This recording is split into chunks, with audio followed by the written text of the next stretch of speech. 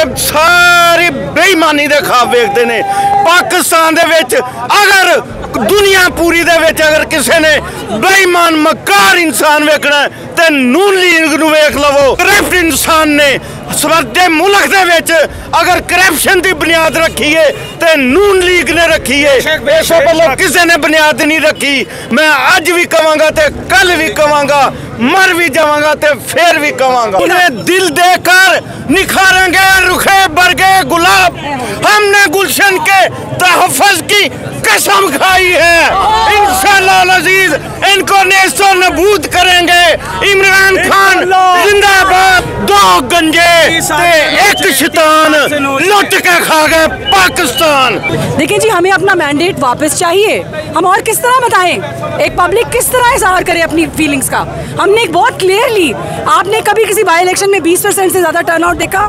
हमारा टर्नआउट 50% के करीब गया है, उससे ऊपर भी गया है। हम लोगों को वोटर को भाग बजा ECP की धांधली की वजह से हर घंटा 20-20 वोटर हमारे पोलिंग स्टेशन से गया पार।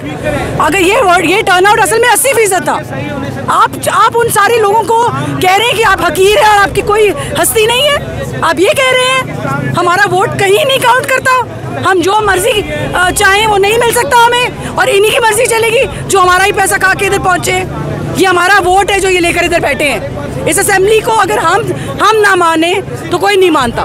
हम इसको नहीं मानते। आज रात अकल नहीं चलेगी, आज रात किसी के साथ अकल नहीं चलेगी। मैं आपको बता रही हूँ, अगर इन्होंने ये फैसला गलत किया ना तो अकल नहीं चलेगी।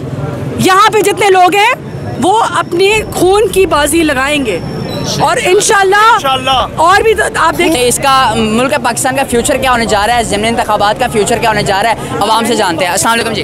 वालेकुम। मुझे बताइएगा आज असेंबली हाल के बाहर खड़े होने का क्या मकसद है?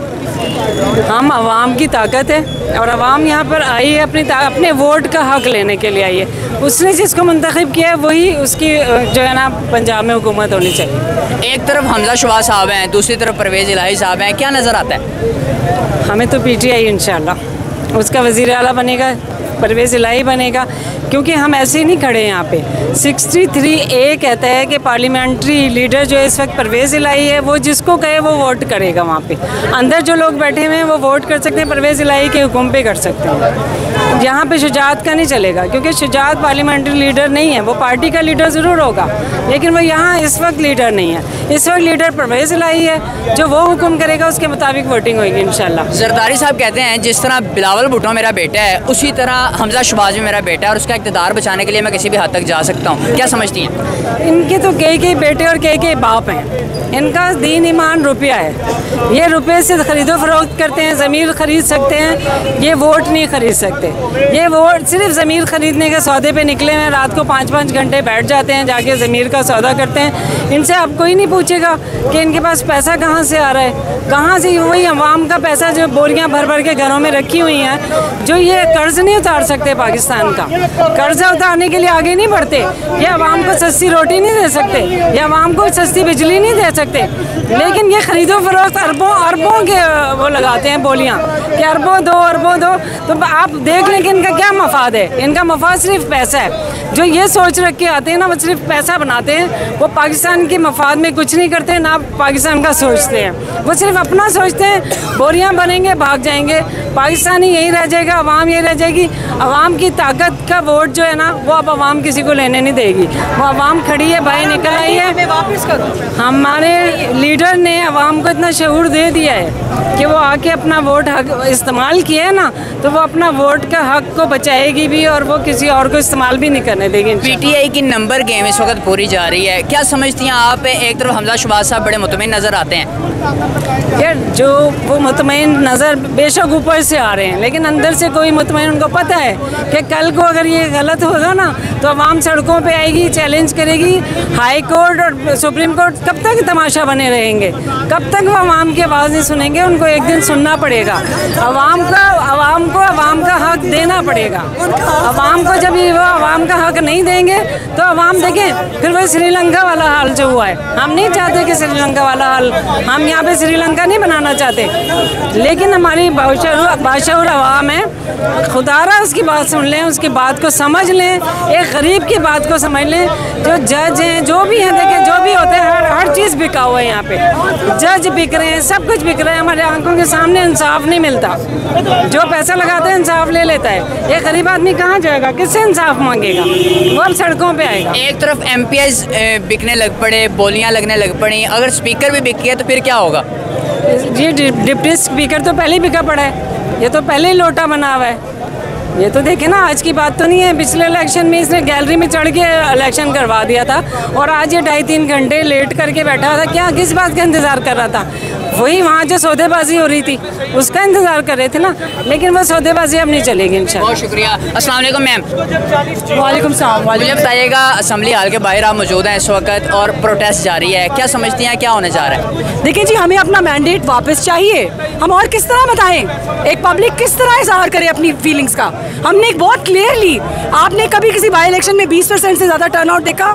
हमारा टर्नआउट 50% के करीब गया है, उससे ऊपर भी गया है। हम लोगों को वोटर को भाग बजा ECP की धांधली की वजह से हर घंटा 20-20 वोटर हमारे पोलिंग स्टेशन से गया बाहर। अगर ये टर्नआउट असल में 80% था। आप उन सारे लोगों को कह रहे हैं कि आप हकीर हैं और आपकी कोई हस्ती नहीं है। आप ये कह रहे हैं हमारा वोट कहीं नहीं काउंट करता, हम जो मर्जी चाहें वो नहीं मिल सकता हमें, और इन्हीं की मर्जी चलेगी जो हमारा ही पैसा खा के इधर पहुंचे। ये हमारा वोट है जो ये लेकर इधर बैठे हैं। इस असेंबली को अगर हम ना माने तो कोई नहीं मानता, हम इसको नहीं मानते। मुझे बताइएगा, PTI की इस वक्त नंबर गेम पूरी जा रही है, लेकिन दूसरी तरफ देखा जाए तो हमजा शहबाज साहब भी बड़े मुतमईन नजर आ रहे हैं, क्या समझती हैं ये ऊपर से है या अंदर से भी है? आज रात अकल नहीं चलेगी, आज रात किसी के साथ अकल नहीं चलेगी, मैं आपको बता रही हूँ। अगर इन्होंने ये फैसला गलत किया ना तो अकल नहीं चलेगी। यहाँ पे जितने लोग हैं वो अपने खून की बाजी लगाएंगे और इंशाल्लाह और भी आप देखिए, दिल देकर निखारेंगे रुखे बरगे गुलाब। हमने गुलशन के तहफ़्फ़ुज़ की कसम खाई है, इंशाल्लाह अज़ीज़ इनको नेस्तो नबूद करेंगे। इमरान खान जिंदाबाद, इमरान खान जिंदाबाद, जिंदाबाद। सर गल इस तरह है, हमजा शहबाज ते पहले दिन जम्मे ही मुतमिन सी, उदू ये नहीं पता कि उहदे हथ पैर सारे ही कंबदे ने हैं। वो कामयाबी दे ख्वाब वेखदा है, ये सारी बेईमानी दे ख्वाब वेखदे ने। पाकिस्तान दे विच अगर दुनिया पूरी दे विच अगर किसी ने बेईमान मकार इंसान वेखना ते नून लीग नूं वेख लवो। करप्ट इंसान ने साडे मुल्क दे विच अगर करप्शन की बुनियाद रखी है तो नून लीग ने रखी है, इस वालों किसी ने बुनियाद नहीं रखी। मैं अज भी कहांगा तो कल भी कहांगा, मर भी जावांगा तो फिर भी कहांगा। मुझे बताइएगा कि इस वक्त इलेक्शन कमीशन के आप पंजाब असम्बली हाल के बाहर मौजूद, इलेक्शन कमिश्नर MPs की तरफ से बोलियां लगाई जा रही हैं, आके मिलते ने नेरे च। ओए इन्हां चो रोशनी नजर ही नहीं आउंदी हैगी, इन्हां की पता आ ओ को कौम दे खादम हुंदे ने, लेकिन कौम दे लुटेरे ने। 2 गंजे ते 1 शैतान लुट के खा गए पाकिस्तान। मुझे बताइएगा कि परवेज इलाही साहब कहते हैं कि अब हमारा कोई लीडर नहीं बिकेगा, एक बिक गया, तुर्की भाग गया, उसे छोड़ दिया जाए, क्या समझते हैं? मैं एक गल ये भी दस दियां जे, जे एक गेम कर सकते हैं ना तो गेम इधरों भी हो जाएगी। ये कोई पता नहीं अंदरे अंदर साड़ी कामयाबी दे नारे बज जान और सरे आम हो जाएगा कि परवेज इलाही जिंदाबाद, वज़ीर आला परवेज इलाही, पाकिस्तान तहरीक इंसाफ जिंदाबाद, भाई इमरान खान जिंदाबाद।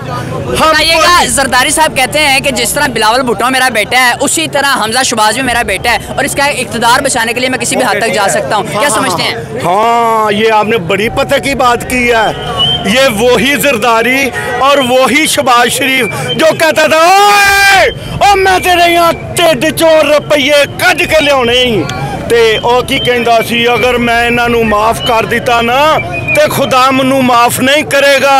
याद रखी जरदारी और याद रखी शुजात, जे तुसां ये काम कीता ना ते तैनू रब ने माफ नहीं करना, ते जे रब ने तैनू माफ कर दिता ना ते कसम खुदा दी रब ने सानू धक्के मार मार के जन्नत दे विच सुटना जे। क्या मैसेज क्या इम्पोर्टेंट हुकूमत के लिए? इम्पोर्टेंट हुकूमत अगर चली जावे इज्जत नाल ते चंगी है, नहीं तो इन्हां दा ओ हशर होएगा जो श्रीलंका च होण दिया। इंशाअल्लाह सही होगा।